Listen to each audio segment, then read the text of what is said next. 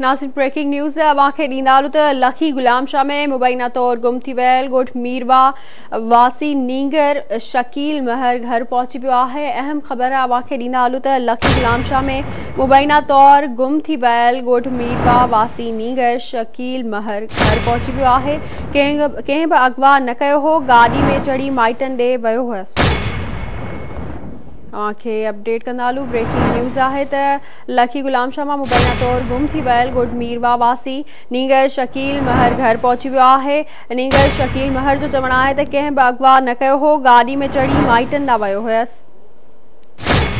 अवांखे update कंदालू breaking news है तो लखी गुलाम शाह में मुबैना तौर गुम थी वियल ॻोठ मीरवा वासी नींगर शकील महर घर पहुची वियो आहे। नींगर जो चवणु आहे त कंहिं बि अगवा न कयो हो, गाॾी में चढ़ी माइटनि ॾांहुं मिलण वियो हो। अवांखे ॿुधाईंदा हलूं त लखी गुलाम शाह मां मुबैना तौर गुम थी वियल नींगर घर पहुची वियो आहे। नींगर जो चवणु आहे त कंहिं बि अगवा न कयो हो, गाॾी में चढ़ी माइटनि सां मिलण वियो हुयसि।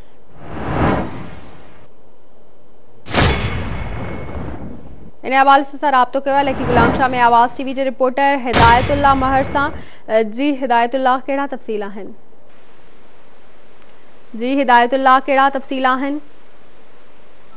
हाँ, ॿुधाईंदो हलां त लखी गुलाम शाह थाणे जे हद मीरवा वासी 10 सालनि जो नींगर शकील अहमद पुट गोहर महर जेको 10 ॾींहं अॻु घरां निकिरी वियो हुयो, जंहिंजो वासन लखी गुलाम शाह थाणे ते अगवा जो पिणु शक ज़ाहिर कयो हुयो ऐं हुनजी एनसी पिणु कटाई हुई।